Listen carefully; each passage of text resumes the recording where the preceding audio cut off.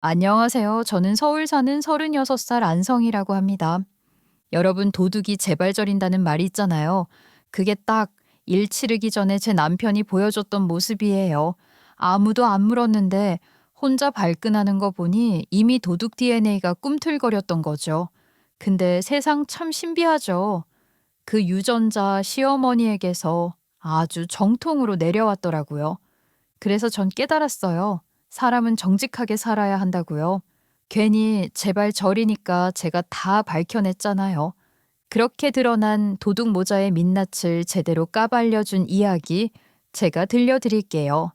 저는 어릴 적부터 뭔가를 꾹꾹 눌러 담는 그런 성격은 아니었어요. 누가 뭐라 하면 그냥 대꾸부터 나가는 스타일이었죠. 그게 원래 타고난 기질이기도 했지만 사실 따지고 보면 아버지 영향이 절대적이었어요. 저희 아버지가 태권도 관장을 하셨거든요. 도장 바닥엔 항상 땀 냄새가 밴 매트가 깔려 있었고 그 위로 날마다 기합 소리가 울려 퍼졌어요. 어린 저한테 그건 그냥 일상의 배경음이었죠. 저는 외동딸이었는데 아버지는 그게 늘 마음에 걸리셨던 것 같아요. 딸 하나밖에 없으니 세상에 나가서 혹시라도 당하고 살까봐 걱정이셨던 거예요. 요즘 세상이 얼마나 무서운데 여자니깐 더 자기 몸 스스로 지키는 법을 배워야 하는 거야. 이 말 한두 번 들은 게 아니에요. 아침에 눈 뜨자마자 듣고 저녁에 밥 먹으면서도 들었어요. 그럴 만도 했던 게 저는 태어날 때부터 몸이 약했거든요. 병원 신세를 자주 졌어요. 감기 걸리면 꼭 폐렴까지 번지고 운동장 한 바퀴만 돌면 숨이 턱턱 막혔죠.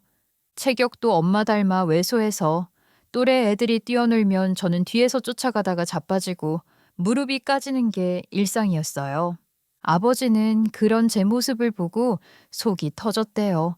당연히 그러셨겠죠. 명색이 태권도 사범님 고명딸인데 그 딸이 빌빌대고 있으니 이게 무슨 코미디예요. 그래서 훈련이 시작됐어요. 정말 훈련이었어요. 방학이 되면 친구들은 바다로, 계곡으로 놀러 가는데 저는 도장으로 출근했어요. 여름엔 죽도록 더운 도복을 입고 겨울에는 뼈가 시리도록 추운 도복을 입고서 뺑뺑 구른 거죠. 뭐 다른 애들은 돈 내고 배우는데 저는 공짜였으니까 그나마 낫지만요. 하지만 그런 저를 보고 엄마는 늘 걱정을 하셨어요. 그거 아시죠? 미녀와 야수. 우리 부모님이 딱 그러셨어요. 엄마가 진짜 곱게 자라신 말랑말랑한 분이셨거든요. 그래서 아빠랑 의견 충돌이 있으셨던 거죠. 성이 아직 어린데 너무 시키는 거 아니에요? 운동이 몸만 키우는 게 아니에요. 정신 단련도 하는 거라고. 그럴 때마다 저는 둘 사이에 끼어 앉아 도복끈을 꼬아매고 있었죠. 아버지는 늘 한 가지를 강조했어요. 참을 줄 알아야 하지만 맞을 짓 안 했는데도 참고 있으면 그건 미련한 거다. 덤빌 땐 덤벼야지. 그래야 밖에서 무시를 안 당하는 거야. 그 말이 제 인생의 기둥이 되어버렸어요. 물론 그때는 그 말의 뜻을 몰랐죠. 왜 굳이 이렇게까지 해야 하지? 그냥 평범하게 하면 안 되나? 그게 제 생각이었어요. 굳이 그렇게 안 해도 어련히 다 배우고 어련히 알아서 클 텐데 유난이시다 싶기도 했지만 근데 세월이 흘러 머리가 좀 커지니까 그 이유를 알겠더라고요. 아빠가 그렇게 안 하셨으면 저는 지금 좀 다른 모습이 될 수도 있었겠다 싶어요. 그리고 두 분의 걱정과 다르게 어느 날 갑자기 제 키가 쑥쑥 크기 시작했어요.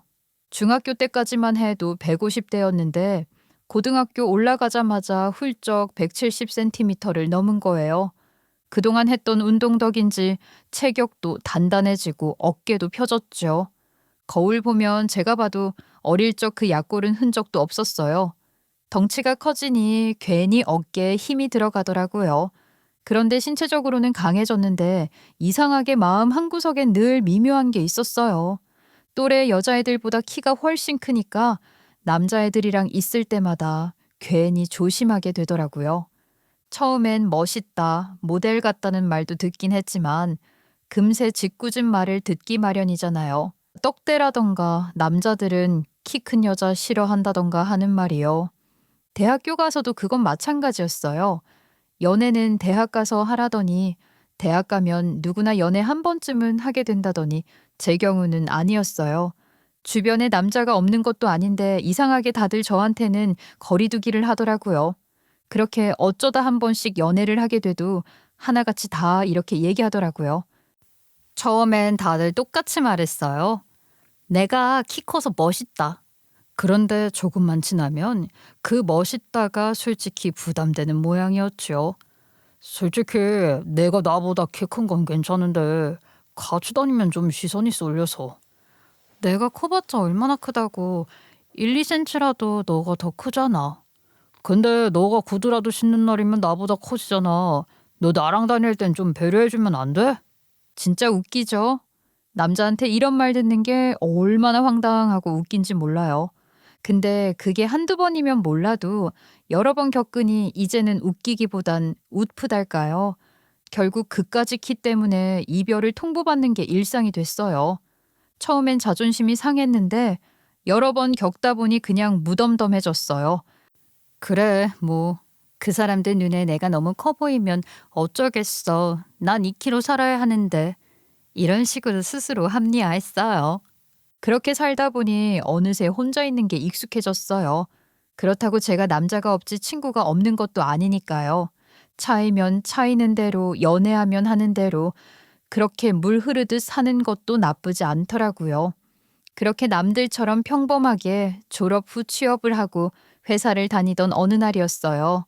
정신없이 일만 하던 그 시절, 인생이 밋밋하게 흘러가고 있다 싶을 때쯤이었죠. 아침마다 출근길 커피 한 잔이 유일한 낙이었는데 그 무렵 제 앞자리에 새로 배치된 직원이 있었어요. 그게 바로 지금의 남편이었지요. 제가 사람 이름을 잘 못 외우는데 이 사람 이름은 한 번에 외웠어요. 이대현. 왜냐면 첫인상부터 워낙 존재감이 세서요. 밝고 시원시원하고 사람 눈을 똑바로 보는 타입이었거든요. 어디서든 인기 많을 것 같은 사람. 처음엔 그냥 저런 사람도 있네 하고 넘겼는데 이상하게도 자꾸 시선이 닿았어요. 선배님, 팀장님이 커피 사주셨는데 아메리카노 맞으시죠? 네? 아, 제 것도 사다 주신 거예요? 감사합니다. 맞아요. 저 아메리카노 좋아하는 거 어떻게 아셨어요? 맨날 아메리카노만 드시잖아요. 제가 다 확인하고 있었죠. 그 말이 뭐라고 이상하게 기분이 간질간질했어요. 괜히 커피 한 모금 더 마시게 되더라고요. 남편은 말이 참 부드러웠어요. 유머도 있고 말끝마다 여유가 있었죠. 그런데 그게 또 가벼운 느낌이 아니라 묘하게 신뢰가 갔어요. 점심시간에도 같이 밥 먹자고 슬쩍 얘기하고 회식 때도 제 옆에 앉아 있더라고요. 그때부터였어요. 서로 은근히 말을 주고받다가 눈 마주치는 시간이 점점 길어졌죠. 누가 봐도 썸의 시작이었어요. 그렇게 한두 달쯤 흘렀을까요? 사무실 안에서 서로 대놓고 보진 않지만 엘리베이터 앞에서 마주치면 괜히 어색하게 웃고 같이 식사도 몇 번 하고 그런 순간들이 이어졌어요. 말로는 설명하기 힘든 짜릿함이 있었죠. 회사 연애라는 게 원래 그렇잖아요. 들킬까봐 눈치 보면서도 동시에 들키고 싶은 묘한 기분. 저는 그때 처음 알았어요. 비밀 연애라는 게 이렇게 사람을 설레게 하는구나. 남편은 퇴근길에 늘 저보다 10분 늦게 나왔어요. 그리고 제가 버스 정류장에서 서 있으면 멀찍이 떨어진 곳에서 손 흔들어 주곤 했죠. 그 손짓이 어찌나 귀엽던지. 사실 비밀 연애라고 해도 다들 눈치는 채고 있었어요. 당연하죠. 사람들이 그렇게 둔하겠어요. 저희 팀 동료들이 쉬는 시간마다 괜히 웃으며 묻곤 했어요. 성희 씨, 요즘 왜 이렇게 이뻐졌어? 화장도 요즘 잘하고 다니네. 아, 그런가요? 그냥 요즘엔 그런 기분이어서. 에이, 성희 씨, 애인 생겼지? 맞지?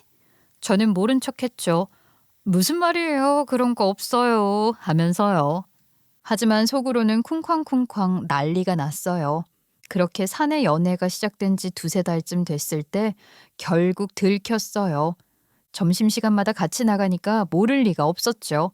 근데 다행히 분위기는 나쁘지 않았어요. 다들 어울린다, 둘이 닮았다 하면서 축하해줬어요.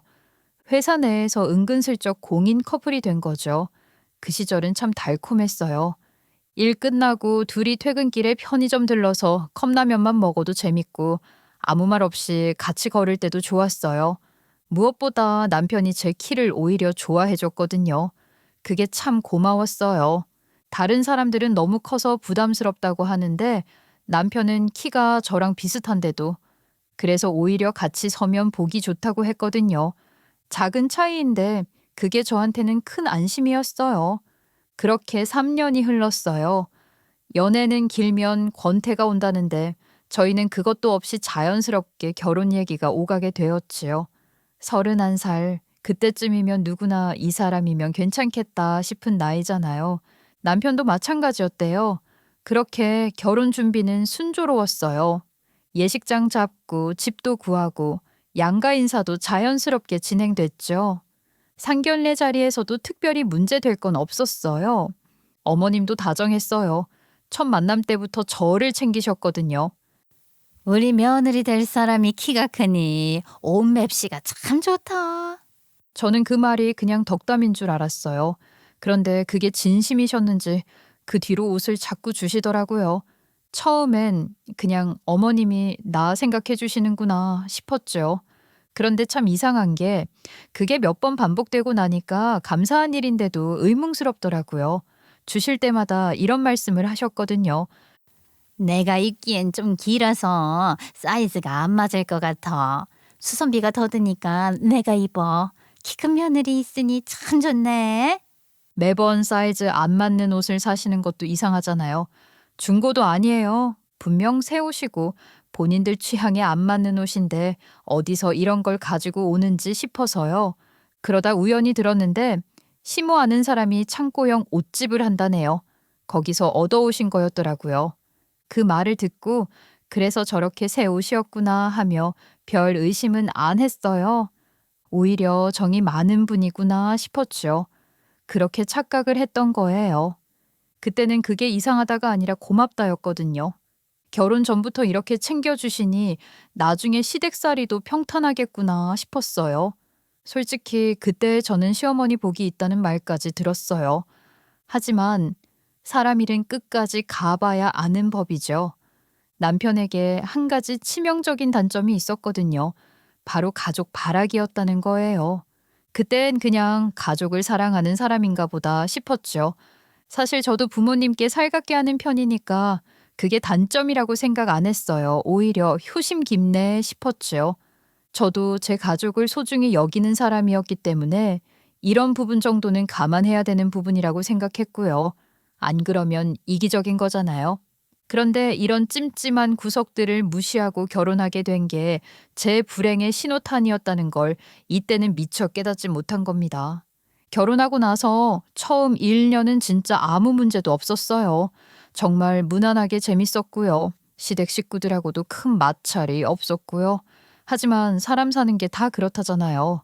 사람은 1년은 봐야 진짜 얼굴이 나온다는 말이 있듯이 처음엔 새 신발처럼 반짝이다가 몇 달 지나면 발에 익고 그러다 보면 어디선가 조금씩 달아가는 거죠. 그래서 저는 나름대로 마음속에 다짐을 했어요. 결혼이란 게 피 한 방울 안 섞인 사람들과도 가족이 되는 거니까 어느 정도는 거리 두고 살자. 처음부터 너무 기대하면 실망도 크니까요. 그렇게 평화롭게 흘러가던 어느 날이었어요. 시어머니가 예전부터 집에 연락도 없이 갑자기 찾아오시는 경향이 있긴 했거든요. 당황스럽긴 해도 그래도 저도 예의 있게 정성껏 대해드리려고 노력했고요. 그런데 그 후로 점점 자주 오시는 거 있죠? 속으로 좀 곤란해하고 있을 때쯤 그때부터 집안 물건이 이상하게 사라지기 시작했어요. 처음엔 립밤 하나였어요. 분명히 화장대 위에 있었는데 싶었지만 그냥 어디서 잃어버렸나 보다 했죠. 그런데 그 다음엔 스카프, 목도리, 모자 같은 게 하나둘 없어졌어요. 선물 받은 반지, 목걸이 그런 것까지도요. 근데 이게 의심을 안 하려고 해도 어머님이 다녀간 날마다 사라지니까 이쯤 되면 아무리 둔한 사람이라도 눈치를 챘을 거예요. 저는 처음엔 믿기 싫었어요. 아무리 그래도 시어머니가 며느리 물건을 몰래 가져간다고? 그건 좀 상상 밖이잖아요. 그래서 남편에게 조심스럽게 말을 꺼냈어요. 여보, 이상한 얘긴데 요즘 우리 집에서 자꾸 물건이 없어져. 물건이 없어져? 뭐 청소하다가 어디 둔 거 아니야? 아니, 그게 사실 어머님이 집에 오신 날마다 그래서. 남편은 그 말 듣자마자 눈을 동그랗게 뜨더라고요. 뭐? 그 말 지금 무슨 뜻으로 하는 거야? 우리 엄마가 훔쳐가기라도 했다는 거야? 그런 말 함부로 하지 마. 저는 그 말에 한숨이 나왔어요. 당연히 이런 말 할 줄 알았죠. 저도 남편이 우리 엄마 보고 이런 말 했으면 엄청 화났을걸요. 근데 이건 진짜 말하지 않으면 안 될 만큼 확실하니까 조치를 취해야 하는 거잖아요. 나도 그럴 리가 없다고 믿고 싶지. 근데 매번 그런 일이 생기는데 내가 어떻게 의심을 안 해. 나도 그러기 싫어. 당연히 그냥 착각이겠지. 우리 엄마가 뭐가 아쉬워서 여기서 물건을 가져가. 가져가더라도 말을 하고 가져가셨겠지. 저는 그때부터 확신이 들었어요. 이 사람은 제 편이 아니겠구나. 제가 적극적으로 나서지 않으면 제 살림 다 거덜나겠다고요. 좋아. 그럼 당신이 직접 물어봐. 내가 괜히 오해하는 거면 그때 진심으로 사과드릴게. 당신이 안 하면 내가 직접 요목조목 따져가면서 물어볼 거야. 나도 이런 걸로 어머님이랑 얼굴 붉히기 싫어서 당신한테 상의하는 거라고. 남편은 울컥하다가도 제 모습을 보아하니 여차하면 시댁을 싹 다 엎어버릴 기세로 말을 하니까 그제야 제 엄마에게 전화를 걸어서 물어보더라고요. 그런데 그 통화가 가관이었어요. 아니 며느리가 되어가지고 그까짓 것 가지고 뭐라 그러는 거야? 시어미가 며느리 물건 좀 빌렸을 수도 있지. 그걸 가지고 이렇게 따져? 전 진짜 돌아버릴 지경이었어요. 훔쳐간 거 들킨 게 민망하지도 않은지 오히려 그게 아깝냐는 식으로 말씀하시는데 아니 논지가 이게 아니잖아요. 물론 당연히 드릴 수 있죠. 빌려드릴 수도 있고요. 그런데 그거를 말하지 않고 몰래 가져갔다는 게 중요한 거잖아요. 어머님, 제가 어머님께 뭐 드리는 게 아깝다는 게 아니고요. 그저 말씀도 안 하고 가져가시면. 아유 난 모르겠고 너가 그렇게 고깝다니까 돌려주마. 가져갈 거면 우리 집에 와서 직접 가져가라. 하여간 참나 내가 더럽고 치사해서 원. 그러곤 전화를 뚝 끊어버리는데 저는 바꿔받은 남편 핸드폰 들고 멍하니 쳐다보고만 있었다니까요. 남편도 그때는 민망한지 더 말을 안 했죠. 물건들이요. 그거 그 와중에 진짜 다 들고 오면 그냥 절연하자는 거 아니겠어요. 눈치껏 그냥 잃어버렸다는 셈치고 잊기로 했습니다. 그게 제 최선이었지만 어쩔 수 없이 그 이후로 시어머니랑 제 관계는 틀어지기 시작했죠. 저는 제가 할 만큼 했다고 생각해요. 남편도 이 부분에 있어서는 이제 시모를 자체적으로 단속하려고 하는 것 같기도 해서 그냥 그렇게 넘어갔죠. 하지만 시어머니는 저한테 기싸움을 걸듯 행동했어요. 집에 올 때마다 괜히 집안을 훑어보면서 트집 잡으려고 하고 심지어는 인신공격까지 하시는 거예요. 어느 날 어머님이 제 키 얘기를 꺼냈어요. 그날도 평소처럼 와서 커피 마시다가 갑자기 이러시더라고요. 근데 말이야 성이 너는 너무 키가 커서 탈이다. 네?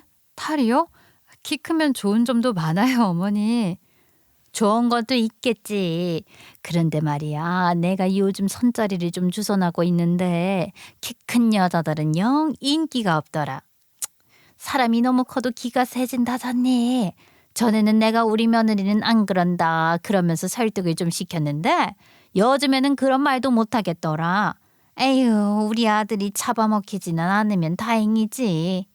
저는 순간 말을 잃었어요. 아니, 이게 무슨 소리예요? 결혼 전엔 그렇게 옷 갖다 주면서 키 커서 맵시가 좋다. 우리 집은 작은 편이라 부럽다. 손주들은 길쭉하겠네 하면서 좋아하던 분이었는데 이제 와서 잡아먹힐까 봐라니. 어머님, 그건 좀 심한 말씀 아닌가요? 에휴 그걸 또 그렇게 받아들이네. 농담이야. 농담도 못해? 농담 같지 않으셔서요. 그때 어머님이 제 눈을 피하면서 말끝을 흐리시더라고요. 그 표정 잊을 수가 없어요. 제 콤플렉스까지 들먹이면서 이러는데 제가 왜 계속 참고만 지내야 되냐고요. 그래도 저 정말 잘 참고 있었잖아요. 그런데 그 일은 정말 말 그대로 펑 하고 터졌어요. 한순간이었어요. 조용하던 물이 끓어오르듯 그동안 눌러왔던 시댁과의 관계가 한 번에 폭발한 거죠. 그때가 딱 아버지 생신을 앞둔 시기였어요. 아버지는 평생 태권도 관장으로 일하시면서 단 하루도 쉬지 않고 살아오신 분이거든요. 새벽에 문 열고 밤늦게 문 닫고 그게 몇십 년이었어요. 그런 분이 한 번쯤 비행기 타보고 싶다는 말을 툭 하신 적이 있었는데 그게 제 마음속에 오래 남아 있었거든요. 그래서 이번 생신은 해외 한번 보내드리자고 결심한 거죠. 그래서 여행 상품 알아보니까 요즘 크루즈 여행 많이 가신다더라고요. 엄마랑 둘이서 가시면 얼마나 좋을까 싶었죠. 그래서 월급 모아두던 적금 일부를 깨서 항공권, 숙소, 부대 비용 전부 제가 직접 결제했어요. 엄마한테 처음 그 얘기했을 때는 오히려 당황하시더라고요. 얘, 그 돈이 어디 있다고 그런 걸 해. 아버지랑 나 그냥 근처에서 밥이나 먹으면 돼. 엄마, 나 엄마가 튕기는 거 딱 한 번만 받아들일 거야. 준다고 할 때 냉큼 받으셔. 엄마는 입술을 앙 다물곤 괜히 부담된다며 손살에 치시더니 결국엔 웃으셨어요. 아버지도 마찬가지였어요. 제가 다 낸다고 하니까 부모님 입장에서는 부담되지 않을까 걱정이 있으셨겠죠. 그래도 엄청 좋아하시더라고요. 그날 밤엔 진짜 기분이 좋았어요. 이 맛에 딸 노릇하지 싶더라니까요. 부모님이 웃는 얼굴을 보는 게 그렇게 뿌듯할 수가 없었어요. 물론 남편에게는 미리 다 말해놨어요. 괜히 나중에 트집 잡히면 피곤하니까요.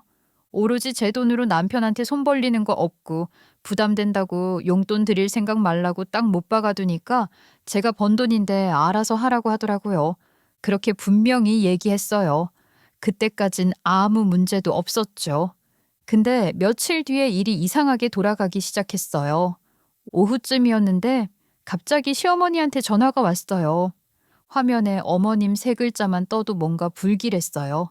전화를 받자마자 시어머니 목소리가 까랑까랑 울리더라고요. 예, 내 친정 부모님 해외여행 보내드렸다며? 네, 생신이라서요. 두 분이 한 번도 해외로 여행 가신 적이 없거든요. 건강하실 때 많이 가보셔야죠. 세상에 그걸 자랑이라고 말하니? 내 시아버지 생신에는 현금만 달랑 줘놓고 내 부모님 생일에는 해외여행을 보내? 너 제정신이니? 아, 어머님, 제가 번 돈 모아서 크게 한 번 해드린 건데 그게 뭐가 문제라고 그러세요? 예, 딸내미가 시집을 갔으면 이제는 칠가 외인이지 그걸 또 홀랑 받아 드셨다니? 그것보다 내가 시댁을 먼저 챙겨야 하는 거야. 너 그러면은 밖에서 니네 부모님 욕 먹이는 짓이라고 그게. 아, 진짜 할 말이 없더라고요. 머리가 지끈지끈한 게 말이 안 통할 상대인 걸 알면서도 좋게 좋게 넘어가야 하는 이 상황이 진절머리가 났어요. 출가 외인이요? 어머님, 그런 말을 아직도 하세요? 제가 뭐 팔려왔나요? 저희 심지어 공평하게 반반 결혼했잖아요. 어머머 이게 어디서 말대꾸야. 내 시아버지가 이 얘기 듣고 얼마나 속상해 하셨는지 알아? 며느리가 사치 부린다고 난리야. 그때 옆에서 시아버지 목소리도 들렸어요. 그래, 그런 건 양쪽 균형을 맞춰야지. 올해 때는 말이야, 돈 한 푼 쓰는 것도 시댁에 먼저 허락을 받고 그랬어야 하는데 어쩌다 세상이 이렇게 됐는지. 요즘 애들은 교육을 잘못 받았어. 저는 입을 틀어 막았어요. 정말 말도 안 되는 논리였죠. 내가 내 돈으로 내 부모 생신 챙겨드리겠다는데 제3자인 시댁 식구들이 대체 무슨 상관이냐고요. 결국 저는 못 참고 우다다 쏟아부었습니다. 아무리 그래도 우리 부모님까지 건드리는 건 선 넘었죠. 어머님, 아버님, 제가 제 돈으로 제 부모님 챙기는 게 왜 그렇게 문제인지 모르겠네요. 제가 뭐 어머님께 돈이라도 꿨나요? 심지어 저 남편한테도 동전 한 개 받은 거 없어요. 다 제 돈으로 알아서 했다고요. 제가 친정 부모님 해외여행 보내드리는 게 그렇게 부럽고 고가우시면 두 분도 두 분 아들한테 보내달라고 하세요. 괜히 저한테 화풀이하지 마시고요. 아니 얘가 정신이 나갔나? 너 지금 우리가 누군 줄 알고 이런 식으로 말을 하는 거야? 저거 당장 집으로 오라고 해. 당장. 저는 두 분한테 이런 연락 받은 것도 이해가 안 가네요. 이제 저 말고 남편한테 직접 연락 주세요. 그렇게 말하고 전화를 뚝 끊어버렸죠. 이대로 남편이랑 이혼한다고 해도 상관없었어요. 제가 왜 이런 취급을 당하면서까지 이 사람이랑 같이 살아야 하나요? 그런데 퇴근한 남편은 제가 어떤 생각을 하는지도 모르고 집에 오자마자 저한테 따지더라고요. 당신 우리 엄마 아빠한테 뭐라고 했어? 그냥 할 말 했다. 왜?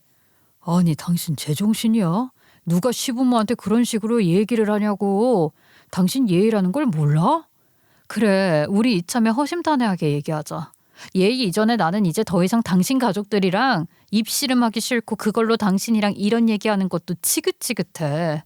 당신이 생각해도 웃기지 않아? 내가 어머님 도벽도 참아드렸던 거 기억나지? 남편은 대답을 안 했어요. 눈동자가 흔들리더라고요. 지도 여러 가지 생각났겠죠. 그래서 더 단호하게 말했어요. 잘 들어. 다시는 나 시댁이랑 엮지 마. 나는 이제 그쪽 집안 행사에 발도 안 들일 거야. 만약에 내가 당신 부모 안 챙기는 거 마음에 안 들면 나는 내일이라도 당장 당신이랑 이혼해 줄 생각 있으니까 당신 원하는 대로 해. 이혼? 그게 쉽게 말할 일이야?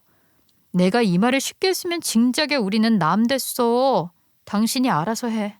그 말을 하고 나니 남편은 그제야 꼬리를 내렸어요. 제가 진심인 줄 알았는지 그날 이후로는 좀 조심하는 것 같더라고요. 꼴에 이혼남이라는 딱지는 붙기 싫었나 봐요.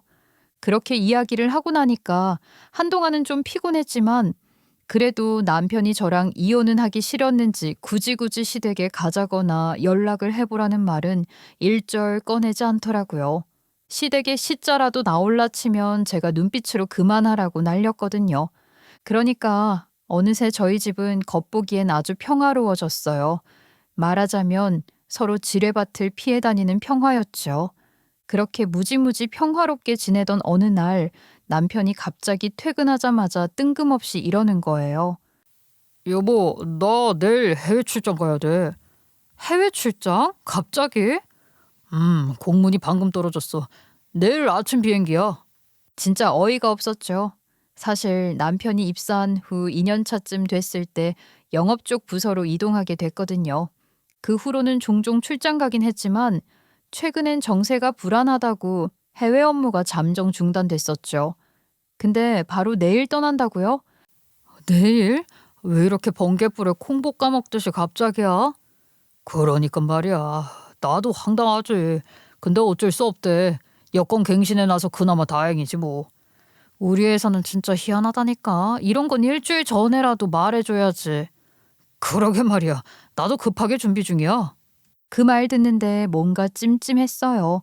아무리 급한 일이라도 이렇게 번개불처럼 떨어질 수 있나 싶었죠. 출장이라면 보통 일정표라도 있잖아요. 그런데 아무 설명도 없이 내일 아침 비행기라니 저는 속으론 의심이 들었지만 겉으론 아무렇지 않은 척 했어요. 그래서 옷장 안에서 먼지 쌓인 캐리어를 꺼냈어요. 남편은 분주하게 옷을 골라서 던지고 저는 그걸 개고 셔츠, 양말, 속옷, 서류 가방 순으로 정리했어요. 그런데 말이에요. 그 사람 행동이 평소랑 너무 달랐어요. 출장 간다더니 향수까지 챙기더라니까요. 나들이 갈 때나 뿌리는 향수를 넣는 걸 보는데 제가 안 수상하겠냐고요. 그렇게 짐을 싸고 있는데 남편이 갑자기 뜬금없이 뒤를 돌아보더니 목소리를 높이는 거예요. 저 혹시나 해서 말하는데 내일 공항에 따라올 생각은 절대 하지 마. 엥? 뭐라는 거야 싶었다니까요. 저는 따라갈 생각도 안 했고 아무 말도 안 했는데 저 혼자 얼굴이 붉어진 채로 소리를 지르는 게 아니겠어요? 아니 뭔 소리 하는 거야. 나는 아무 말도 안 했어요 여보. 아니 그냥 혹시나 해서 말하는 거야. 괜히 귀찮게 그러지 않아도 된다고. 그 말을 하는데 얼굴이 붉어지고 손가락으로 목을 긁적거리더라고요. 그게 정말 이상했어요. 저는 그냥 고개를 끄덕였지만 속으론 생각이 많았죠. 이게 나를 배려해서 하는 말인지 아니면 뭔가 감추려고 하는 건지 묘하게 과한 반응이었어요. 평소에 출장을 갈 때는 배웅 나올 거면 나오라고 하던 사람이었거든요. 근데 이번엔 절대 오지 말래요. 이상했죠. 여러모로 진짜 이상했어요. 짐을 다 싸고 나서도 마음이 계속 찜찜했어요. 그날 밤 침대에 누웠는데도 머릿속이 복잡했어요. 아무리 회사가 이상하다 해도 영업부 직원한테 내일 당장 해외 출장을 떠나라고 공지를 내리는 건 말이 안 되잖아요. 거기에다가 내가 아무 말도 안 했는데 혼자 과민하게 소리까지 지르고 그 모든 게 수상했어요. 그래서 결심했어요. 다음 날 몰래 따라가 보기로요. 새벽 5시쯤이었어요. 남편이 알람 소리에 벌떡 일어나서 조심조심 나갈 채비를 하더라고요. 저도 알람 소리에 깼는데 필사적으로 자는 척을 했죠. 남편은 혹시라도 제가 깰까봐 더 조용히 움직이는 것 같았어요. 쥐새끼처럼 바스락거리더니 현관문을 열고 나갔을 때 문이 닫히는 소리가 나자마자 저도 이불을 걷어차고 일어났습니다. 허겁지겁 옷 입고 머리 질끈 묶고 가방에 휴대폰만 쑤셔 넣었어요. 차키 들고 현관문을 열었을 때 이미 남편 차는 사라지고 없었어요. 그래서 저는 제 차에 올라탔죠. 시동 걸자마자 심장이 쿵쾅쿵쾅. 공항으로 가는 길 머릿속이 완전히 난장판이었어요. 설마 출장 핑계로 다른 여자랑 여행 가는 거 아니야? 혹시 거짓말한 거면? 만약 그게 사실이면 난 어떻게 해야 하지? 부정적인 생각이 꼬리에 꼬리를 물었어요. 운전대 잡은 손에 땀이 흥건했어요. 그런데 말이죠. 사람이 이상하게 한번 의심을 하기 시작하면 그 생각이 멈추질 않아요. 처음엔 설마였는데 20분 지나면 아닌 것 같은 데가 되고 공항이 가까워질수록 맞다로 바뀌는 거예요. 저는 그 상태였어요. 공항에 도착했을 때 제 심장은 이미 제멋대로 뛰고 있었어요.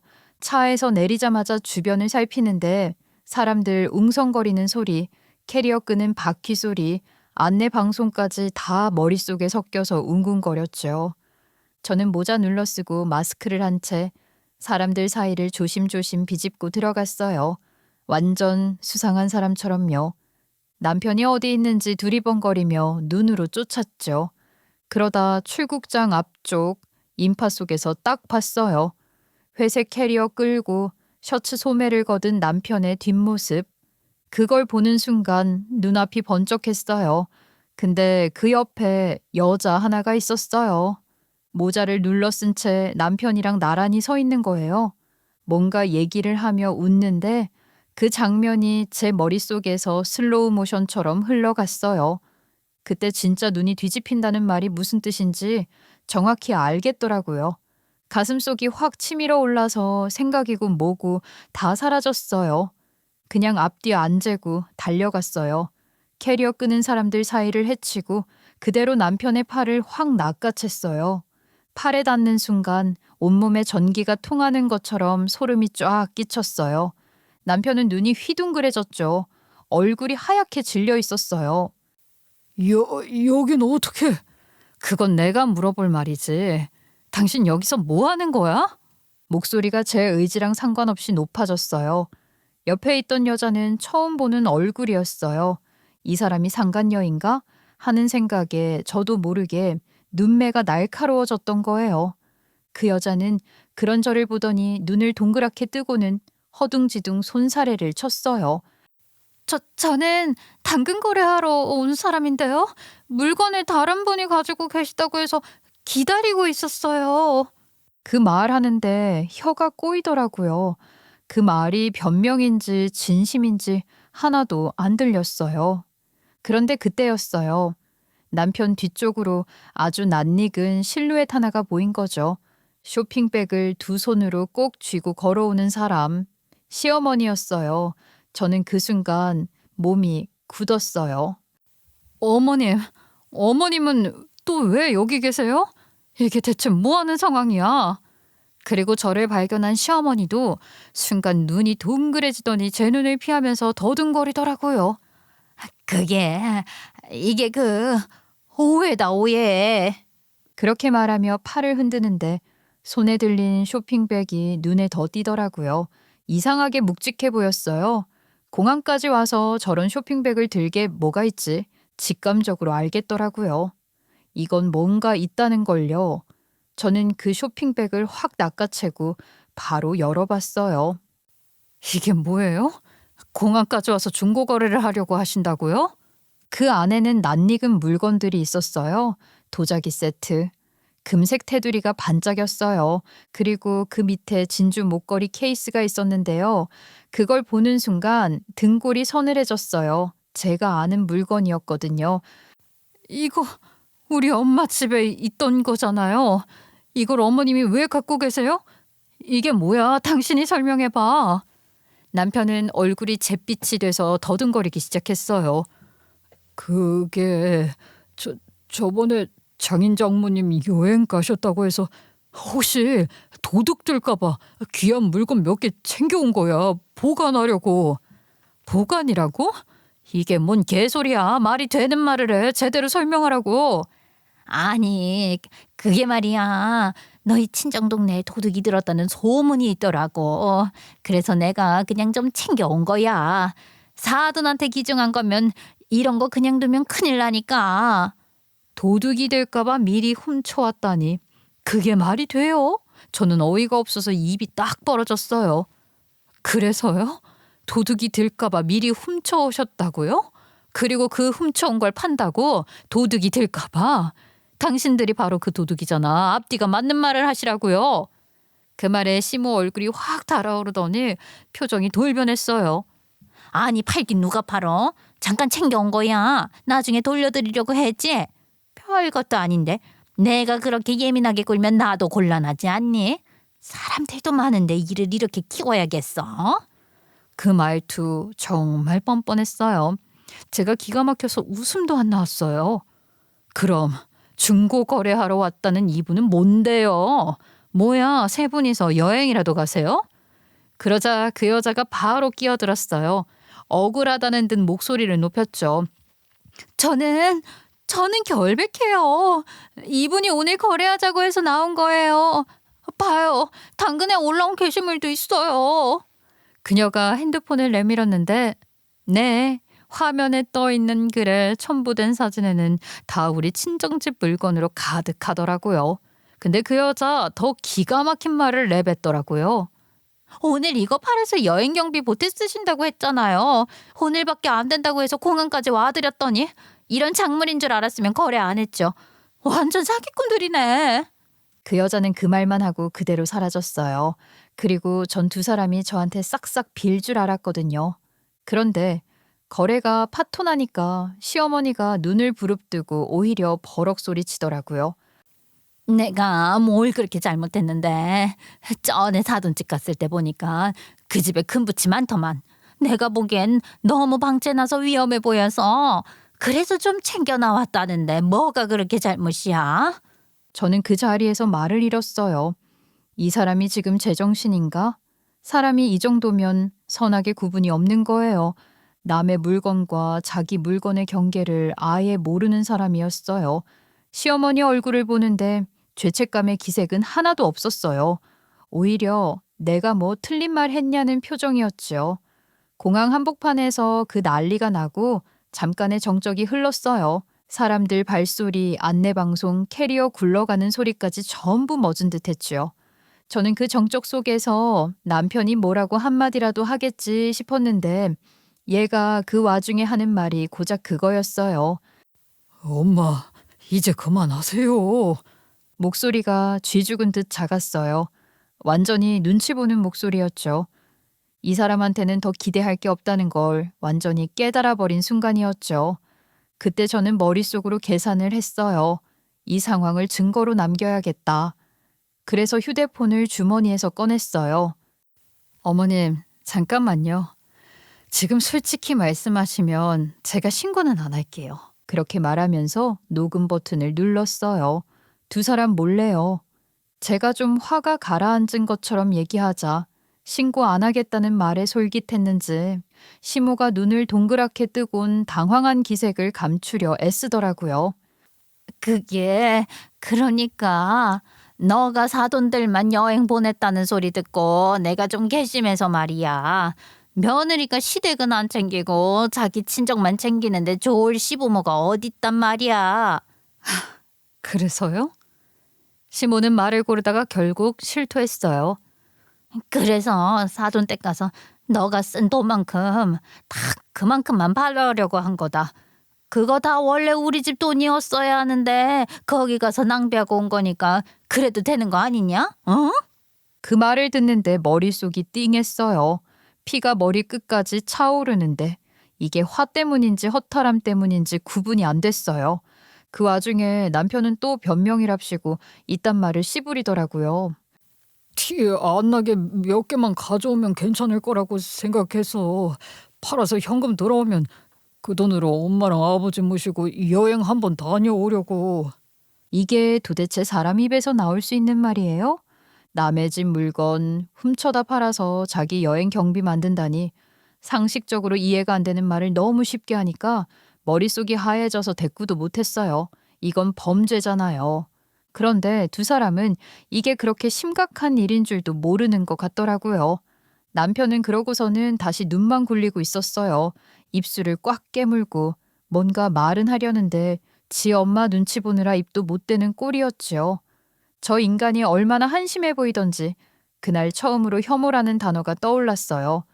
그런데 시모가 아무렇지도 않게 저한테 그 쇼핑백을 가지라는 듯이 휘휘 젓는 거 있죠. 그러더니 하는 말이 다시 주인 찾아갔으면 된 거 아니냐? 너도 너무 예민하게 굴지 마라. 나이 먹을수록 마음 좀 넓게 먹어야지. 아무튼 우리는 비행기 시간 다 돼서 이만 가봐야겠다. 너도 빨리 정리하고 들어가. 우리는 태국 다녀오마. 심지어 남편 새끼도 뭔 똥마려운 강아지 마냥 비행기 시간 다 돼서 불안하다고 갔다 와서 해결하면 안 되겠냐고 낑낑대는 거예요. 이러니 제가 열이 안 뻗치겠냐고요. 그 자리에서 남편 뺨 세게 갈겨주고 꺼지라고 했습니다. 눈치도 없는 새끼. 그러고는 좋다고 태국으로 꺼지더라고요. 돌아오는 날은 제가 지옥으로 만들어주겠다고 다짐했습니다. 이 모든 대화 내용이 녹음 파일에 잘 저장이 되고 있었기 때문이죠. 저는 그 인간들이 출국하겠다라고 떠난 그날 바로 증거를 챙겨서 경찰서로 갔어요. 손에는 쇼핑백이 들려 있었고 녹음 파일이 저장된 휴대폰이 손에 묵직하게 느껴졌습니다. 생각할 것도 없었어요. 가족이고 뭐고 그건 이미 끝난 거예요. 제가 어플 깔아서 중고거래 하려던 여자도 수소문을 했고요. 상황을 설명하니까 어이없다는 듯이 웃더라고요. 세상에, 그런 걸 훔쳐서 팔아요? 증언 필요하면 해드릴게요. 이런 사람들은 잡혀야 돼요. 그 말 듣고 저도 오해해서 죄송했다고 사과하고 고개를 끄덕였어요. 그때는 이미 마음이 단단하게 굳어 있었거든요. 사건 접수까지는 금방 처리됐어요. 제가 증인도 모셔왔고 녹음한 파일로 증거도 확보되었으니 바로 체포를 한다고 했는데요. 그 인간들 지금 태국에서 탱저탱저 놀고 있을 거잖아요. 그러니 입국하는 날까지 기다리기로 했어요. 그리고 대망의 입국 날 저는 경찰과 함께 공항으로 갔어요. 형사가 무전을 붙잡고 사람들을 살피던 그때 저쪽 게이트에서 시모랑 남편이 캐리어를 끌고 걸어오는 게 보였죠. 얼마나 잘 처먹고 왔는지 얼굴이 아주 훤하게 나오는 그 인간들을 경찰이 그대로 잡아갔어요. 시모는 눈이 동그래지더니 손에 들고 있던 캐리어를 털썩 놓더라고요. 남편 놈은 그 옆에서 멍하니 서 있다가 갑자기 저를 향해 외쳤어요. 여보, 이게 뭐야? 당신이 왜 경찰을 불러? 도둑들이 말이 많네. 시끄럽다고요. 경찰서 가서 얘기하세요. 그 말을 하자 남편 얼굴이 일그러졌어요. 입술을 달싹이더니 아무 말도 못하더라고요. 그렇게 공항에서 경찰에 인계된 시모는 그제서야 울음을 터뜨리기 시작했어요. 손등으로 눈물을 훔치면서도 억울하다는 듯이 고개를 내저었죠. 이게 이렇게 큰일이 될 줄 몰랐어. 그냥 남아있는 물건들 좀 팔아서 그 돈으로 여행 가는 게 뭐가 그렇게 잘못이야. 그거 다 우리 돈인데. 그 목소리에 경찰서 안에 있는 사람들이 다 돌아봤어요. 거기 있는 사람들이 전부가 듣기만 해도 황당한 그 말을 왜 시모만 모르냐고요. 경찰이 차분하게 물었어요. 피해자와 어떤 관계십니까? 시모는 울다가도 고개를 들더니 아주 당당하게 말하는 거 있죠. 며느리 친정이에요. 아주머니. 그럼 사돈 댁 물건을 훔치신 겁니까? 형사가 코웃음을 치면서 물어보자 그제야 시모는 말문이 막힌 듯 고개를 떨궜고 남편은 옆에서 입술만 깨물었어요. 아무 말도 안 하고 고개를 푹 숙이고 있었죠.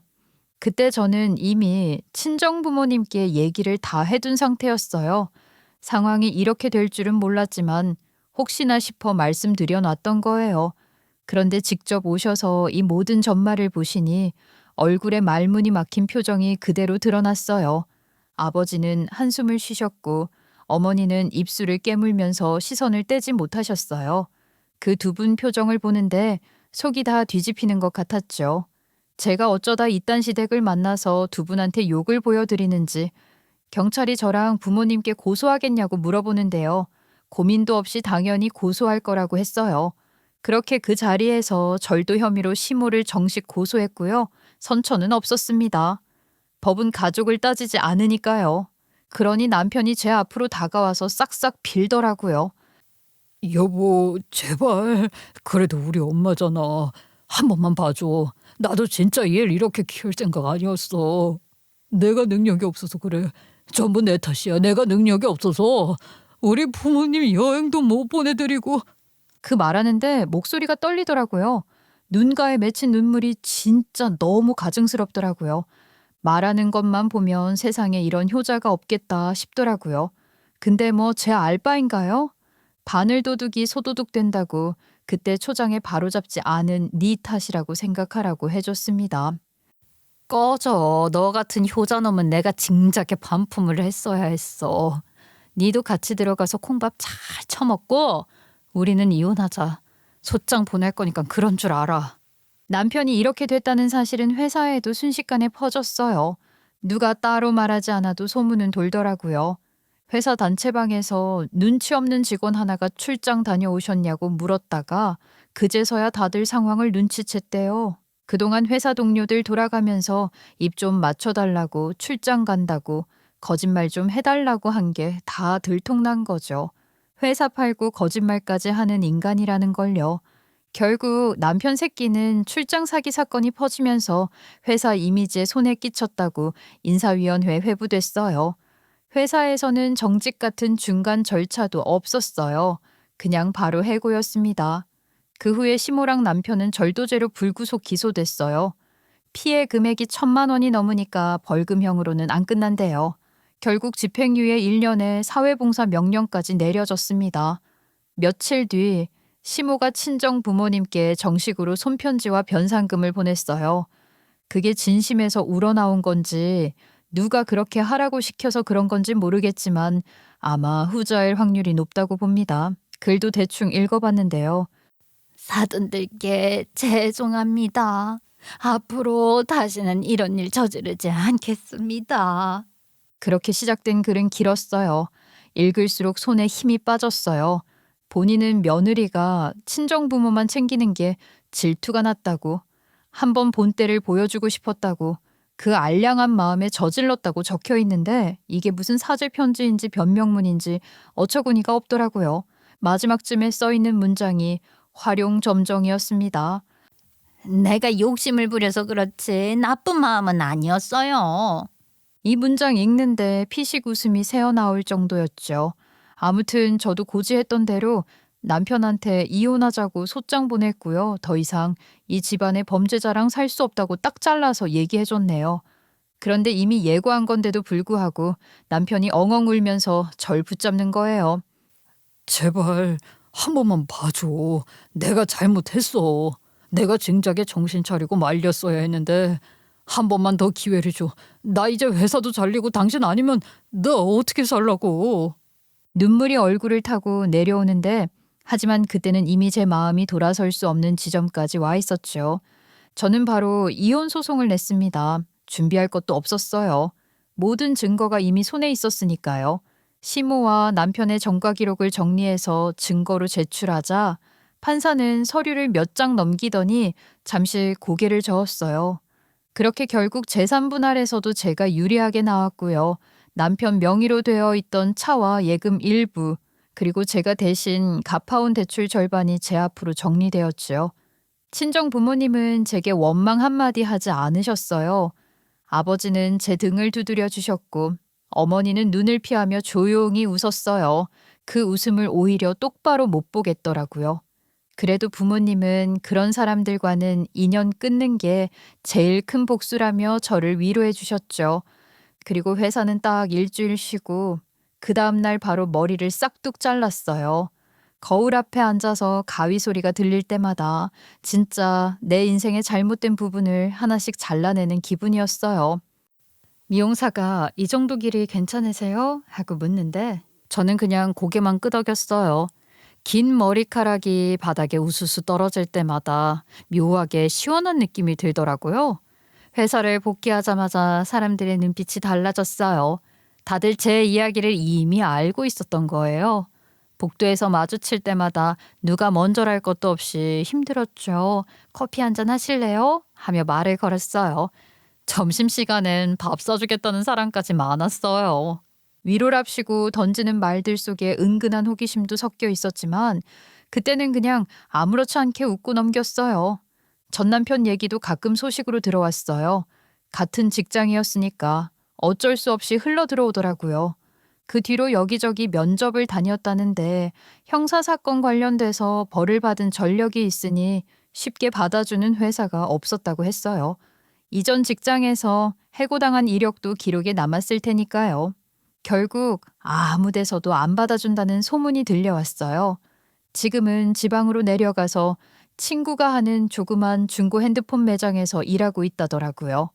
알바로 근근히 먹고 산다고 했어요. 전시모는 더 처참했어요.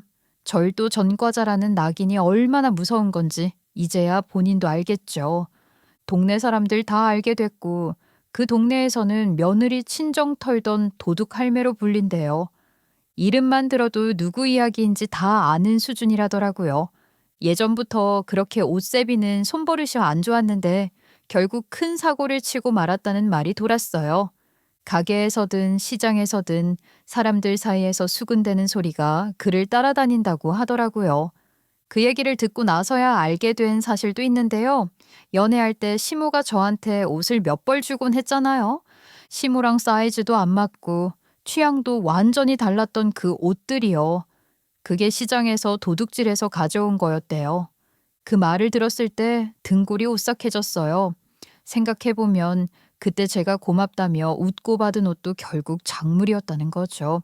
나도 모르는 사이 공범이 될 뻔했어요. 그게 가장 섬뜩했어요. 지금은 시장에 가도 주민들이 대놓고 피한다더라고요. 상인들도 모른 척하고 말을 걸지도 않는다 했어요. 그거 다 자기 업보 아니겠어요. 본인이 쌓아 올린 결과죠. 전 시부는 시모 때문에 망신살이 뻗쳐서 교회도 못 나간다더라고요. 평생 장로 직위 받으려고 고대하던 사람이었는데 아내가 죄를 짓고 다니니 어디에 얼굴을 들고 다니겠어요. 사람들 눈치가 얼마나 보였는지 결국 집에만 틀어박혀 산다고 했어요. 하루 종일 창문만 바라본다더라고요. 누가 전 시부가 불쌍하다고 하겠어요. 그런 인간이 그런 인간이랑 산 것도 팔자죠. 우리 부모님은 제가 이혼한 뒤 제주도로 이사하셨어요. 두 분 다 퇴직하시고 조용히 살고 싶다고 하시더라고요. 제주 서쪽 끝 마을에 작은 전원주택을 마련해서 사신대요. 마당에 귤나무 몇 그루 심어 놓으시고 아침마다 바닷바람 쐬며 산책하신대요. 저는 한 달에 이틀 정도, 한 주 정도는 꼭 내려가 보고 있어요. 교통비가 꽤 드니까 자주 가진 못해도 갈 때마다 기분이 참 좋더라고요. 엄마 아빠가 이곳을 고르신 이유를 알겠어요. 그렇게 힐링하고 오면 이모나 삼촌들 만나면 다들 그래요. 이혼하고 얼굴이 훨씬 좋아졌다고요. 그 말을 들으면 그냥 웃어요. 그 말이 틀리지도 않으니까요. 지금 저는 다시 태어난 기분이에요. 예전엔 늘 누가 뭐라 할까 눈치 보고 살았는데 이제는 그런 거 없어요. 내가 벌어서 내가 챙기고 내가 선택한 대로 사는 인생이에요. 돈이 많건 적건 상관없어요. 그저 제 가족, 제 부모님 행복하게 해드리면 그걸로 충분하거든요. 그래서 저는 그냥 이렇게 혼자 살려고요. 누구한테 휘둘리지 않고 제가 책임질 사람들만 챙기면서요. 저 당하고 사는 사람 아니라고 했잖아요. 참았던 분노를 다 풀어내고 정리해서 참 다행이에요. 끝까지 들어주시면서 여러분도 같이 속 시원했길 바랍니다. 감사합니다.